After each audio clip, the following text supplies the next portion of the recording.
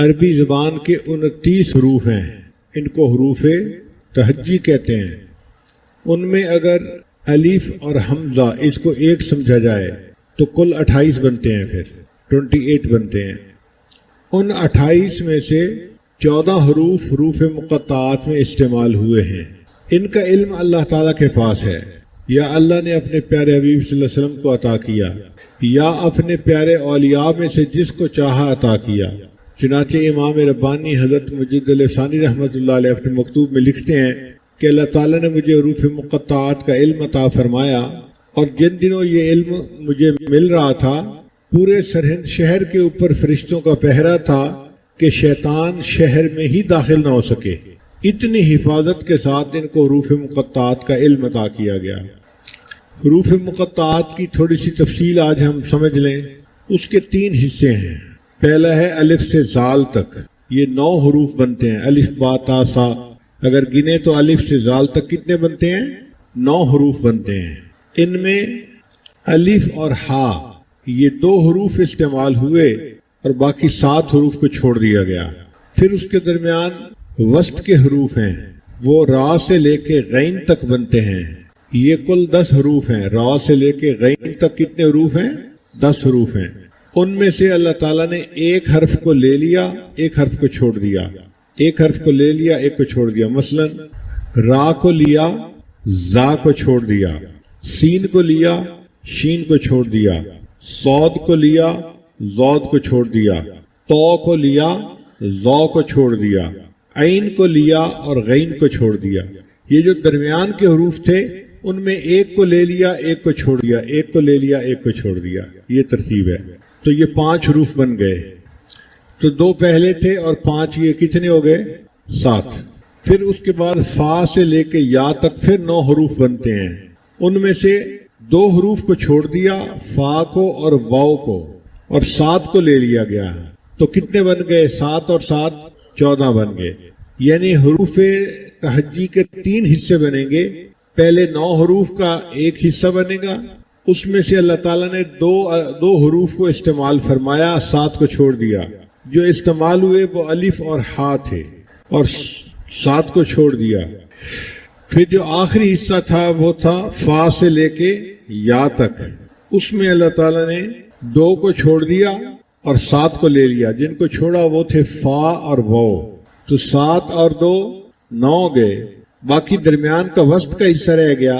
وسط کے حصے میں 10 حروف بنتے ہیں، را سے لے کے غین تک۔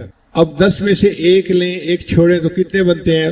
5 بنتے ہیں۔ تو 9 اور 5 14۔ تو کل 14 حروف حروف مقطعات میں استعمال ہوئے ہیں۔ اب اس میں بھی کوئی نکتہ ہے کہ 14 حروف کیوں استعمال ہوئے؟ وہ اس لیے کہ ان حروف مقطعات نے پوری انسانیت کو لاجواب کر دیا۔ اللہ تعالیٰ نے فرمایا کہ دیکھو جو زبان تم بولتے ہو انہی حروف سے بنی ہوئی زبان میں یہ قرآن میں نے اتارا ہے۔ تو آدھے حروف سے میں اپنے قرآن میں استعمال کر رہا ہوں اور باقی 14 حروف تمہارے لیے چھوڑ رہا ہوں۔ تم باقی 14 حروف سے اس کے مقابلے کی کوئی صورت بنا دو یا کوئی کلام بنا کر دکھا دو۔ تو حروف تہجی کتنے ہیں؟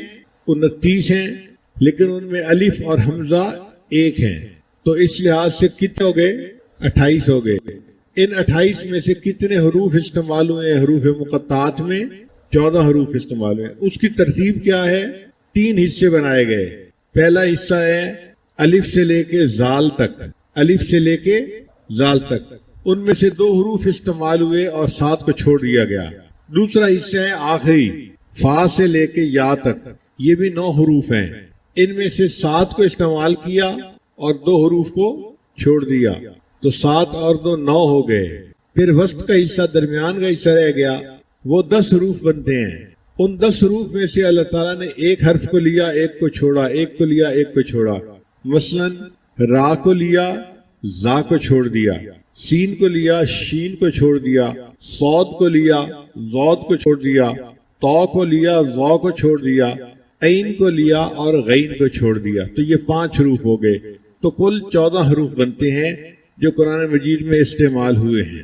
یہیں تک ہمارے لیے فائدہ کافی ہے کہ ہمیں حروف مقطعات کے بارے میں ایک آئیڈیا ہو کہ اللہ تعالیٰ نے قرآن مجید میں کن حروف کو حروف مقطعات میں استعمال کیا ہے۔ لیکن عربی طلباء کے لیے ہمیں تھوڑا سا اور بھی آگے جانے کی ضرورت ہے۔ کلام عرب 3 طرح کا ہوتا ہے، حرف، فعل یا اسم۔ حرف، فعل یا اسم۔ اس میں جو حرف ہے نا، اس میں واو ہوتا ہے جس کو واو عاطفہ کہتے ہیں، عطف کے لیے، فا ہوتا ہے تعقیب کے لیے، حمزہ ہوتا ہے استفہام کے لیے، کاف ہوتا ہے تشبیہ کے لیے، اور با ہوتا ہے الصاق کے لیے۔ پھر کبھی کبھی یہ 2 حروف پر مشتمل ہوتا ہے، جیسے کمن تبعیض کے لیے، او تخییر کے لیے، ام للاستفہام استفہام کے لیے، اور انا شرط کے لیے۔ اور کبھی کبھی یہ 3 حروف ہوتے ہیں، الیہ اور علیہ۔ جو اسم اور فعل ہے وہ بھی 3 حروف پر ہوتے ہیں، جیسے فعل ہے الا یعلو اور علا یعلو۔ کبھی کبھی اسم اور فعل 4 پر بھی آتے ہیں، اور کبھی کبھی 5 حروف پر بھی آتے ہیں، جیسے فجل، سجل اور جردہل۔ یہ 5 حروف پر مشتمل ہیں۔ اب ان میں قرآن مجید نے کن کن حروف کو کہاں کہاں استعمال کیا، یہ ایک راز ہے۔ یہ کوئی نہیں جانتا کہ اللہ تعالیٰ نے کہیں پر ایک حرف استعمال کیا ہے، جیسے قاف، نون، طا، اور کہیں کہیں پہ 2 حروف استعمال ہوئے ہیں، جیسے حامیم، طاسین، طٰہٰ، یاسین۔ اور کہیں کہیں قرآن مجید میں 3 حروف استعمال ہوئے ہیں، الف لام میم، طاسین میم، الف لام را۔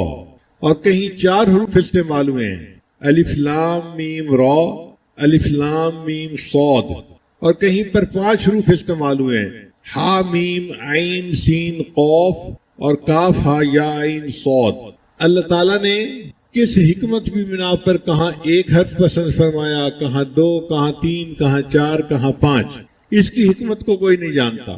اس کے سامنے عرب لوگوں کی زبانیں گنگ ہو گئیں کہ واقعی یہ عام حروف سے بنا ہوا کلام ہے، لیکن اس کی حکمتوں کو ہم میں سے کوئی نہیں سمجھ سکتا۔ 1400 سال سے آج تک قرآن مجید کا یہ دعویٰ اپنی جگہ موجود ہے کہ اگر تم ایک صورت ایسی بنا کے دکھا سکتے ہو تو بنا کے دکھاؤ۔ آپ اندازہ لگائیے، وہ کفار جو مخالفت کرتے تھے، جو بڑے زبان کے ماہر تھے، جو اسلام کی مخالفت میں خود قتل ہو گئے، اپنی اولادوں کو قتل کروا دیا، اگر وہ اس چیلنج کو قبول کر سکتے ہوتے تو کیوں نہ قبول کر لیتے؟ وہ فوراً جواب دیتے جی ہم بنا کے دکھاتے ہیں۔ لیکن آج تک قرآن مجید کے اس کے دعوے کو کوئی قبول نہ کر سکا۔ اس کا مطلب یہ ہے کہ واقعی یہ قرآن مجید کا ایسا دعویٰ ہے کہ جس کا کوئی آج تک جواب نہیں دے سکا، نہ دے سکے گا۔ بعض مفسرین نے کچھ حروف کے معنی بیان کیے ہیں سمجھنے کی خاطر۔ مثال کے طور پر الف لام میم، یہ 3 حروف ہیں۔ وہ فرماتے ہیں الف سے مراد اللہ، اور میم سے مراد محمد صلی اللہ علیہ وسلم، اور لام سے مراد جبرائیل جو اللہ اور اس کے نبی کے درمیان واسطہ بنے، قرآن مجید کو اللہ سے لے کر نبی علیہ السلام تک لائے۔ تو انہوں نے اس طرح کچھ حروف کے معانی بھی بتائے ہیں۔ الف لام میم، الف سے مراد اللہ، اور میم سے مراد محمد صلی اللہ علیہ وسلم، اور لام سے مراد جبرائیل کہ وہ جبرائیل واسطہ بنے اور اللہ تعالیٰ کا کلام نبی علیہ السلام تک پہنچانے والے بنے۔ بعض حروف کو اگر جمع کیا جائے تو یہ نام بھی بن جاتا ہے، جیسے الف لام را، ایک جگہ پر یہ حروف مقطعات آئے ہیں، اور حامیم یہ بھی آئے ہیں، اور نون یہ حرف بھی آیا ہے۔ اگر ان تینوں کو ملائیں تو یہ الرحمن بنتا ہے۔ اب الرحمن کے اس لفظ کو اس طرح ڈیوائیڈ کر کے صورتوں کے آگے لانے میں کیا حکمت ہے، یہ اللہ تعالیٰ ہی بہتر جانتے ہیں۔ سچی بات تو یہ ہے کہ یہ حروف اللہ اور اس کے پیارے حبیب صلی اللہ علیہ وسلم کے درمیان اشارات ہیں، یہ راز ہیں۔ جہاں محبت کا تعلق ہوتا ہے نا، وہاں پہ پورا لفظ بولنے کی ضرورت نہیں ہوتی، ایک حرف ہی پیغام پہنچا دیتا ہے۔ ایک شاعر تھا، اپنے محبوب کے ساتھ جا رہا تھا تو محبوب کی سواری آگے نکل گئی، تو اس نے اس پر شعر کہا، لا تحسبی ان نسین الایجاف، کہ تو یہ نہ سمجھ کہ ہم اونٹ کو دوڑانا بھول گئے ہیں۔ فقلت لہا کفی فقالت لی کاف، میں نے اسے پکارا کفی، کف کہتے ہیں رک جانے کو، اگر مرد ہو تو کف کہیں گے، اگر عورت ہو تو تسنیہ کا صیغہ کفی کہیں گے۔ تو میں نے کہا کہ رک جاؤ، تو اس نے مجھے کہا کہ تمہیں پورا لفظ بولنے کی کیا ضرورت ہے، اگر کیفی کہو گے تو سب سمجھ جائیں گے کہ تم رکنے کا اشارہ کر رہے ہو. تم اگر صرف قاف ہی کہہ دیتے تو میں تمہارے پیغام کو سمجھ جاتی. تو پورا لفظ بولنے کی ضرورت نہیں، ایک حرف بولنا کافی ہے. اس سے پتہ چلتا ہے کہ جس طرح عاشق و معشوق ایک دوسرے کے ساتھ ایک حرف میں کوڈ میں بات کر جاتے ہیں، اللہ تعالیٰ نے بھی اپنے پیارے حبیب صلی اللہ علیہ وسلم کے ساتھ حروف مقطعات میں کوڈ کے ذریعے سے پیغام پہنچا دیا، ان کے ساتھ باتیں کر لی، اور ان باتوں کو مخلوق کو کچھ پتہ نہیں چلا. البتہ اتنی بات ہے کہ جتنی صورتوں کے سامنے جتنی صورتوں کے شروع میں الف کا حرف آیا ہے، اس صورت میں قرآن مجید کا تذکرہ ضرور ہوا ہے. جن صورتوں کے شروع میں تو کا حرف آیا ہے ان میں حضرت موسیٰ علیہ السلام کا تذکرہ بھی ہوا اور اژدہا کے واقعے کا تذکرہ بھی ہوا. اور اگر آپ غور کریں، اژدہا جب بیٹھا ہوتا ہے تو تا کے حرف سے مشابہ ہوتا ہے، اور جس صورت کے شروع میں نون آیا ہے اس کے بعد قلم کا تذکرہ آیا ہے. اگر آپ دیکھیں تو نون کا جو حرف ہے نا وہ دوات کی مانند نظر آتا ہے، جیسے دوات کی شکل ہوتی ہے، نون کا حرف اس طرح لکھا جاتا ہے. تو جہاں نون کا حرف آیا وہاں اللہ نے قلم کا بھی تذکرہ کر دیا. اب اس کو یاد رکھنے کے لیے ہم ایک دفعہ پھر دہرا لیتے ہیں تاکہ ہمیں سبق یاد رہے. عربی زبان کے کتنے حروف تہجی ہیں؟ 29. ان میں سے 2 حرف ایک جیسے ہیں، جیسے حمزہ اور الف. تو پھر کل کتنے پیچھے بچ گئے؟ 28 بچ گئے. اب ان 28 میں سے حروف مقطعات میں کتنے حروف استعمال ہوئے ہیں؟ 14 حروف. اللہ تعالیٰ نے آدھے حروف کو استعمال کیا. اس میں کیا حکمت ہے؟ اس میں حکمت یہ ہے کہ اللہ تعالیٰ نے یہ بتلایا کہ دیکھو آدھے حروف میں اپنی کتاب میں استعمال کر رہا ہوں، اب اس کا جواب دینے کے لیے باقی آدھے حروف تم استعمال کر لو اور اس قرآن کی طرح ایک اور قرآن بنا کے دکھا دو. پھر فرمایا اگر تم قرآن نہیں بنا سکتے ایک سورت بنا کے دکھا دو. پھر فرمایا کہ تم ایک سورت بھی نہیں بنا سکو گے، تم 10 آیتیں بنا کے دکھا دو. آخر پر یہاں تک فرما دیا کہ تم 10 آیتیں بھی نہیں بنا سکو گے، ایک آیت قرآن جیسی بنا کے دکھا دو. اور عرب جو اپنے آپ کو بڑے ماہر زبان کہتے تھے وہ قرآن مجید کی آیات جیسی ایک آیت بھی بنا کے پیش نہ کر سکے. ان میں سے ایک آدمی نے کوشش بھی کی مگر اس کی کوشش پر خود عرب لوگ ہنسنے لگ گئے. الفیل و مل فیل و ما ادراک مل فیل. تو اللہ تعالیٰ کا قرآن واقعی اللہ کا کلام ہے اور اس کا جواب مخلوق کے لیے دینا ناممکن ہے، کوئی دے ہی نہیں سکتا. اور 1 مہینہ 2 مہینہ کی بات نہیں، 1400 سال اس دعوے میں گزر گئے، اور ان 1400 سال میں عربوں میں کتنے زبان دان گزرے، نکتہ دان گزرے، عقل مند لوگ گزرے. اگر یہ کام کر سکتے ہوتے تو وہ کر چکے ہوتے اب تک، مگر آج تک کوئی نہ کر سکا. یہ قرآن مجید کی حقانیت کی کھلی دلیل ہے. اب یہ 14 حروف اللہ تعالیٰ نے کیسے پسند فرمائے؟ تو حروف مقطعات کے 3 حصے ہیں. پہلے 9 حروف الف سے لے کے زال تک. پہلے 9 حروف کہاں تک ہیں؟ الف سے لے کے زال تک. ان میں سے الف اور ہا 2 حروف کو استعمال کیا گیا، 7 حروف کو چھوڑ دیا گیا. اور پھر دوسرا حصہ فا سے لے کے یا تک، یہ بھی 9 حروف بنتے ہیں. ان میں 2 حروف کو چھوڑ دیا اور 7 حروف کو استعمال کر لیا گیا. اور درمیان کا حصہ را سے لے کے غین تک، یہ 10 حروف بنتے ہیں. ان میں سے ایک حرف کو لے لیا گیا اور ایک حرف کو چھوڑ دیا گیا. اس طرح 2 حروف 7 حروف 9 ہو گئے اور 5 مل کے 14 حروف ہو گئے. مفسرین نے لکھا ہے کہ یہ حروف مقطعات اللہ اور اس کے پیارے حبیب صلی اللہ علیہ وسلم کے درمیان راز کی باتیں ہیں، مگر کہیں کہیں جو مفہوم سمجھ سکی عقل انہوں نے وہ بھی لکھ دیا ہے. جیسے الف لام میم حروف مقطعات ہیں تو ان کا انہوں نے معنی کیا لیا؟ الف سے مراد اور میم سے مراد محمد صلی اللہ علیہ وسلم، اور لام سے مراد اور جبرائیل واسطہ بنے اللہ اور اس کے محبوب کے درمیان، وہ اللہ کے کلام کو اللہ سے لے کر ان کے پیغمبر اسلام تک پہنچانے کے لیے آئے. تو الف لام میم اس کا یہ مفہوم انہوں نے نکالا. بعد حروف مقطعات کو ملائیں تو پورا لفظ بھی بن جاتا ہے، جیسے الف لام را حامیم اور نون. ان حروف مقطعات کو ملائیں تو الرحمن کا لفظ بنتا ہے. اب اللہ تعالیٰ نے اپنے اسم گرامی الرحمن کو مختلف صورتوں کے آگے کس طرح تقسیم فرمایا، اب اس کی حکمت کو اللہ ہی بہتر جانتا ہے، ہماری عقلیں نہیں اس تک پہنچ سکتی. سب سے بہتر جواب یہی ہے کہ یہ حروف مقطعات اللہ اور اس کے محبوب صلی اللہ علیہ وسلم کے درمیان اشارات ہیں، راز ہیں، میان عاشق و معشوق رمزیز کرامن کاتبین ہم خبرنیز۔ عاشق اور معشوق کے درمیان کچھ ایسے اشارات ہوتے ہیں کہ وہ آپس میں ایک دوسرے کو پیغام پہنچا جاتے ہیں اور اس کا فرشتوں کو بھی پتہ نہیں چلتا۔ اس کے لیے ایک شعر ہے کہ شاعر نے اپنی محبوبہ کو روکنے کے لیے کہا کفی، اس نے آگے سے کہا کاف، پورا حرف بولو گے، لفظ بولو گے تو لوگ سمجھ جائیں گے تم کیا کہنا چاہتے ہو۔ تم نے مجھے پیغام پہنچانا ہے نا، تو صرف ایک حرف بول دو کاف، تو میں سمجھ جاؤں گی تم مجھے رکنے کے لیے کہہ رہے ہو۔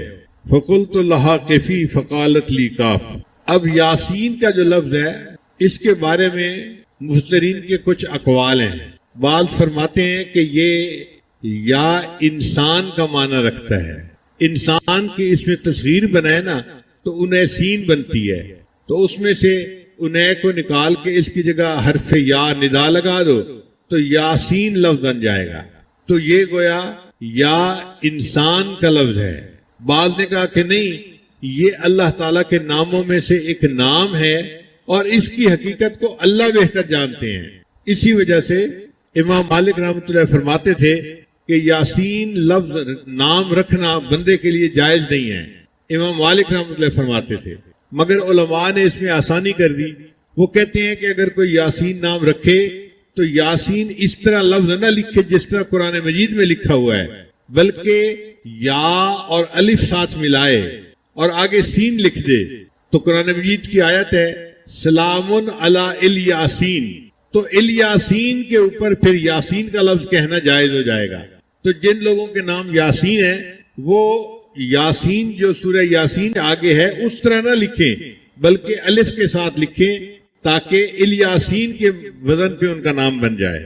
حدیث مبارکہ میں سورہ یاسین کے بہت فضائل وارد ہوئے ہیں، ان میں سے ایک فضیلت یہ ہے کہ اگر کوئی بندہ آخری لمحات میں ہو اور اس کے قریب سورہ یاسین شریف کو پڑھا جائے تو اللہ تعالیٰ اس بندے کے لیے روح نکلنے میں آسانی فرما دیتے ہیں۔ حدیث مبارکہ میں ہے کوئی بندہ اگر رات کے وقت سورہ یاسین کو پڑھے گا اللہ تعالیٰ اس حال میں اٹھائیں گے کہ گناہوں سے اس کی مغفرت ہو چکی ہوگی، اور اگر کوئی بندہ دن میں سورہ یاسین کو شروع میں پڑھ لے گا اللہ تعالیٰ پورے دن کے کاموں میں اس بندے کی مدد فرمائیں گے، آسانی ہو جائے گی۔ نبی علیہ السلام نے فرمایا لکل شیء قلب وقلب القرآن یاسین، ہر چیز کا ایک دل ہوتا ہے اور قرآن مجید کا دل سورہ یاسین ہے۔ تو سورہ یاسین کی اہمیت کے لیے اتنا ہی ارشاد کافی ہے کہ یہ قرآن مجید کا دل ہے۔ ایک حدیث مبارکہ میں یہ بھی ہے کہ اللہ تعالیٰ جنت میں جنتیوں کے سامنے قرآن مجید کی تلاوت فرمائیں گے، تو مفسرین نے لکھا ہے کہ اللہ تعالیٰ سورہ یاسین کی تلاوت فرمائیں گے۔ اور ایک حدیث مبارکہ میں جنت میں جنتیوں سے قرآن اٹھا لیا جائے گا، وہ اگر پڑھنا چاہیں گے تو صرف سورہ یاسین اور سورہ طٰہٰ پڑھیں گے، اس کے سوا قرآن مجید کو نہیں پڑھ سکیں گے۔ تو قرآن مجید کی اس سورت کا یہ بھی اعزاز ہے کہ جنت میں بھی جنتی پڑھنا چاہیں گے تو وہ سورہ یاسین کو پڑھ سکیں گے۔ میں نے اپنے والدین کے زمانے میں سورہ یاسین کو بہت کثرت سے گھر میں پڑھتے ہوئے دیکھا ہے۔ گھر میں کوئی پریشانی آتی، کوئی مسئلہ آتا تو میرے والد صاحب فرمایا کرتے تھے کہ سورہ یاسین کو مبینوں کے ساتھ پڑھو۔ قرآن مجید میں 7 مرتبہ مبین کا لفظ استعمال ہوا ہے۔ شروع سے پڑھنا شروع کریں، پہلے لفظ مبین تک پڑھیں، پھر شروع کریں، پھر دوسرے مبین لفظ تک، پھر تیسری مرتبہ شروع کریں، پھر تیسرے مبین لفظ تک، پھر چوتھا، پھر پانچواں، 7 اس طرح کر کے پڑھیں اور پھر دعا مانگیں۔ تو میرے والد صاحب فرمایا کرتے تھے کہ دعا قبول ہوتی ہے، اللہ تعالیٰ پریشانی کو دور کر دیتے ہیں۔ میں نے اپنے بچپن میں اپنے والدین کو سینکڑوں مرتبہ مبین کے ساتھ سورہ یاسین پڑھتے ہوئے دیکھا ہے۔ پھر جب بڑے ہوئے تو حضرت مرشد عالم رحمۃ اللہ کے پاس حاضری ہوئی تو حضرت مرشد عالم رحمۃ اللہ بھی جب کبھی کوئی پریشانی آ جاتی تھی تو سورہ یاسین کو مبین کے ساتھ پڑھنے کا حکم فرماتے تھے۔ تو جو عمل والدین میں نے زندگی میں دیکھا تھا بچپن میں، اس کو جوانی میں اپنے شیخ کی زندگی میں بھی دیکھا۔ تو مشائخ کے یہاں یہ معمول رہا ہے، بہت سارے لوگ پریشانیوں کا شکار ہوتے ہیں اور پھر عملیات والوں کے پیچھے بھاگتے ہیں۔ عملیات والوں کے پیچھے جانے کی ضرورت نہیں، زندگی کی پریشانی کے لیے سورہ یاسین کو مبین کے ساتھ پڑھ لیا جائے تو کفایت کرتا ہے۔ بعض لوگ مل کے 40 مرتبہ سورہ یاسین پڑھ لیتے ہیں تو اللہ تعالیٰ اس کی وجہ سے بھی دعاؤں کو قبول فرما لیتے ہیں. ہم نے رائے ونڈ میں بھی یہ عمل دیکھا. کئی مرتبہ جماعت کے وہ اکابر کہتے تھے کہ جی حالات اچھے نہیں، پریشانی آ گئی، تو سب لوگ 40 مرتبہ سورہ یاسین شریف پڑھ لیں. تو 40 مرتبہ سورہ یاسین شریف پڑھ کے دعا مانگی جاتی تھی، اللہ تعالیٰ دعا قبول فرما لیتے تھے، حالات ٹھیک ہو جاتے تھے. تو یہ بزرگوں میں بہت کثرت کے ساتھ عمل ہے. اب سوال پیدا ہوتا ہے کہ سورہ یاسین کو قرآن مجید کا دل کیوں کہا گیا، قلب کیوں کہا گیا؟ تو مفسرین نے لکھا ہے کہ 3 عقیدے بنیادی ہیں. ایک اللہ تعالیٰ کی وحدانیت کا، ایک نبی علیہ الصلوۃ والسلام کی رسالت کا، اور ایک موت کے بعد حشر نشر، دوبارہ زندہ ہونا اور سوال و جواب کا ہونا. یہ بنیادی عقیدہ ہے. اس سورہ یاسین شریف میں ان تینوں عقائد کے اوپر بات کی گئی ہے. سورہ یاسین شریف میں 3 بنیادی نکات کو کھولا گیا ہے. ایک وحدانیت کو، ایک نبی علیہ السلام کی رسالت کو، اور تیسرا بعثت کو، یعنی مرنے کے بعد جو اٹھنا ہے اور جواب دینا ہے، اس کو کھولا گیا ہے. کیونکہ تینوں بنیادی نکتے اس میں کھولے گئے، اس وجہ سے اللہ تعالیٰ کے محبوب صلی اللہ علیہ وسلم نے اس سورت کو پورے قرآن مجید کا دل کہا ہے. اور بعض مفسرین نے یہ بھی لکھا ہے کہ مختلف صورتوں میں مختلف مضامین ہوئے ہیں. یہ وہ صورت ہے جس میں اللہ تعالیٰ نے اپنے محبوب صلی اللہ علیہ وسلم کے رسالت کا قسم کھا کر اعلان کیا ہے. چونکہ محبوب کو تسلی دی گئی اور ان کو بتایا گیا کہ آپ سیدھے راستے پر ہیں، آپ پریشان نہ ہوں ان کفار کے رد عمل کی وجہ سے. تو محبوب کے دل کو تسلی ہوئی، خوشی ہوئی، اسی لیے اس کو قرآن مجید کا قلب کہا گیا.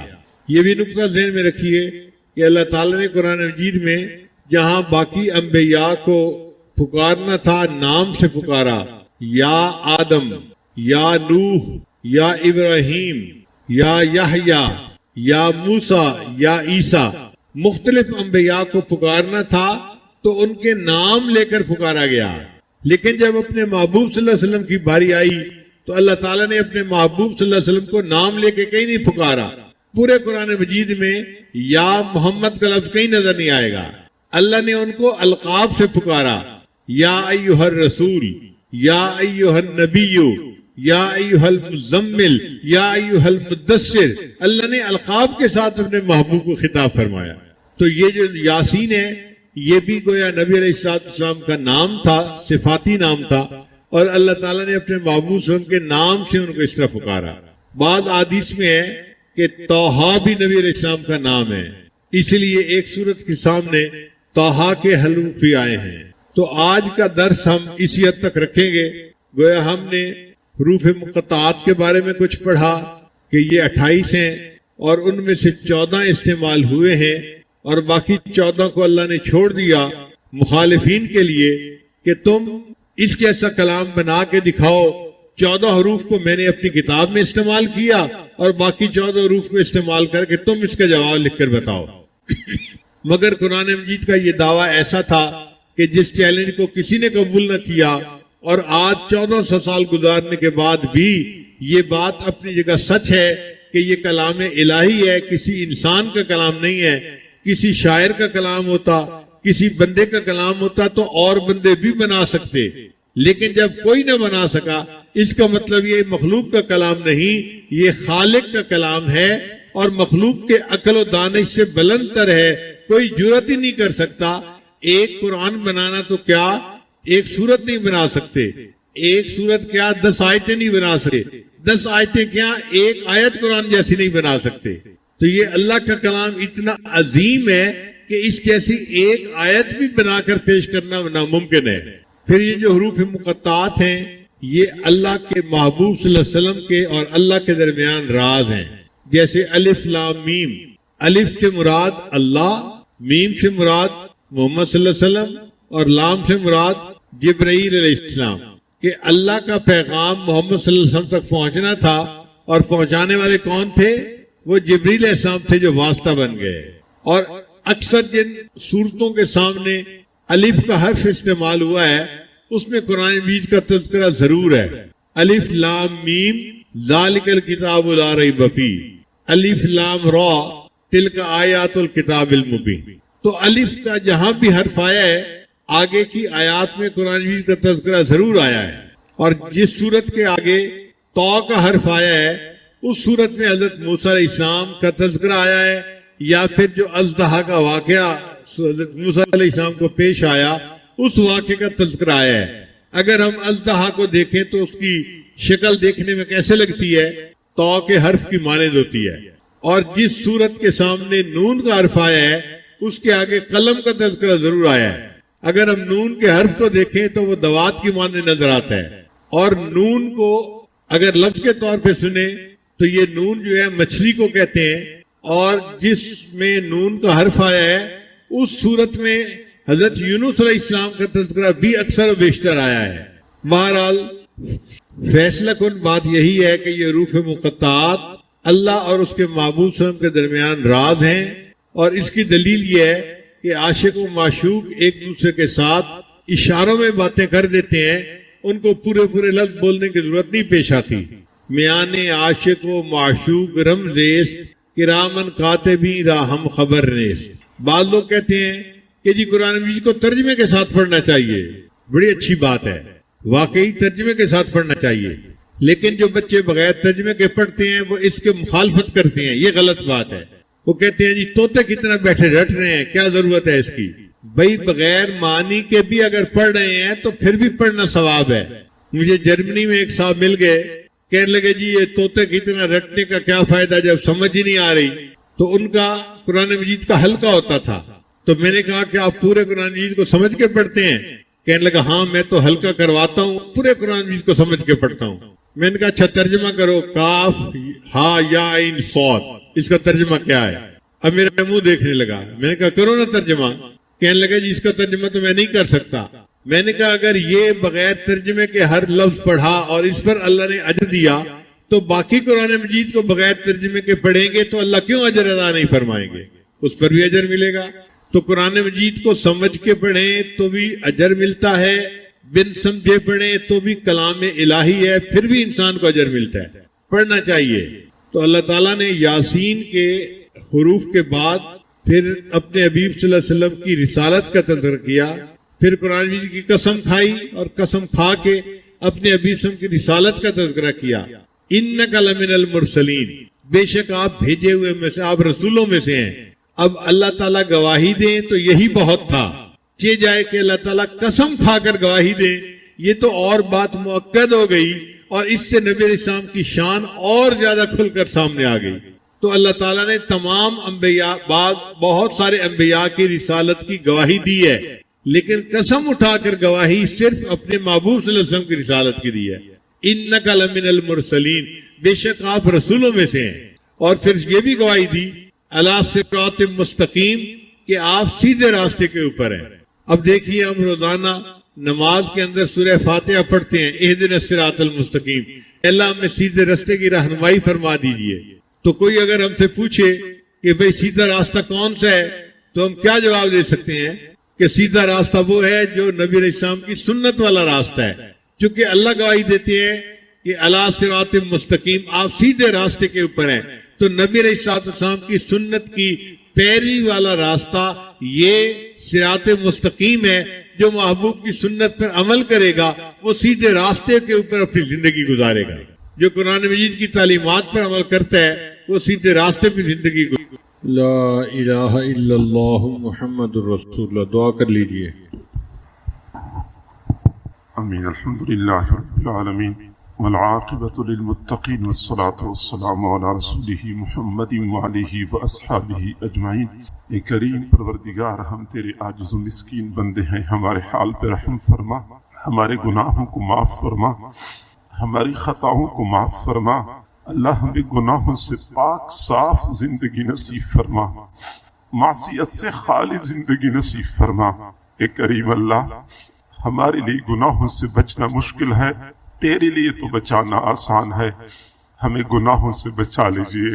اللہ گناہ کر کر کے ہم مزید تھک چکے ہیں، تنگ آ چکے ہیں، چھٹکارا چاہتے ہیں، گناہوں سے چھٹکارا نصیب فرما۔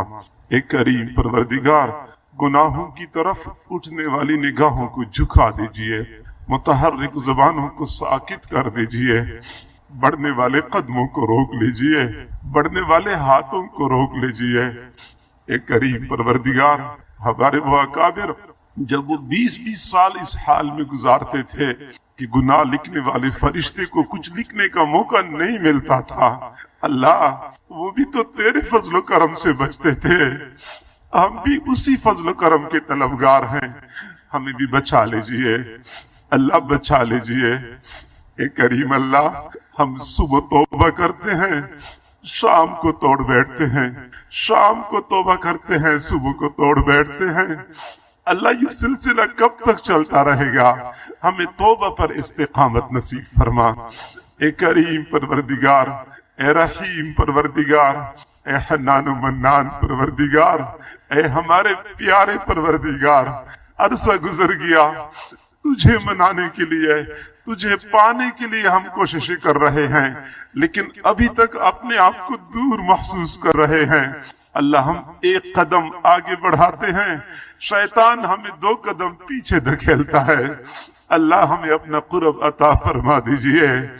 دنیا میں ہم نے دیکھا ہے بچہ چلتے چلتے تھک جاتا ہے، ابو سے کہتے ہیں ابو مجھے اٹھا لیجئے، مجھ سے مزید نہیں چلا جاتا۔ اللہ ہمارا بھی وہی حال بن چکا ہے، شیطان ظالم نے ہمیں تھکا دیا ہے۔ اللہ ہمیں اپنا قرب نصیب فرما، نفس اور شیطان کے مکر و فریب سے محفوظ فرما۔ اے کریم پروردگار، بہت دل کرتا ہے ان زلفوں کو دیکھ لیں جن کو تو نے واللیل فرمایا ہے، ان رخساروں کو دیکھ لیں جن کو تو نے والضحیٰ فرمایا ہے۔ اللہ ہم ایسے زمانے میں پیدا ہوئے کہ تیرے محبوب کا کھلی آنکھوں سے دیدار نہ کر سکے۔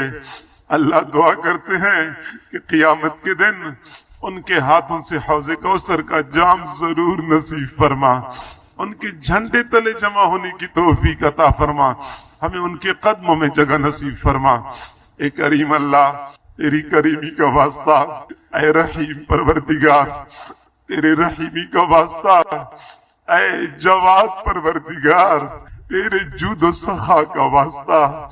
اللہ تو سخی ذات ہے، تجھے سخاوت سجتی ہے، ہمیں دینے سے تیرے خزانوں میں کوئی کمی نہیں آئے گی۔ اللہ عطا فرما دیجئے۔ میرے اللہ، کوئی تجھ سے دنیا مانگتا ہوگا، کوئی تجھ سے کار کوٹھی مانگتا ہوگا، ہم تجھ سے تیری رضا کے طلبگار ہیں، اپنی رضا نصیب فرما۔ اللہ اتنے حضرات دور قریب سے چل کے آئے ہیں، یہاں دنیا تو تقسیم نہیں ہوتی، تیری محبت کی تلاش میں، تیری رضا کی خاطر یہ حضرات مجاہدہ کر کے یہاں پہ آئے ہیں۔ اللہ یہ تھوڑا مجاہدہ تو نہیں ہے، میرے اللہ ان مجاہدات کو قبول فرما لیجئے، سب کو اپنی رضا نصیب فرما، اپنی رضا والی زندگی نصیب فرما، سب کی پریشانیوں کو ختم فرما۔ اے کریم پروردگار، ہمیں اپنے اکابر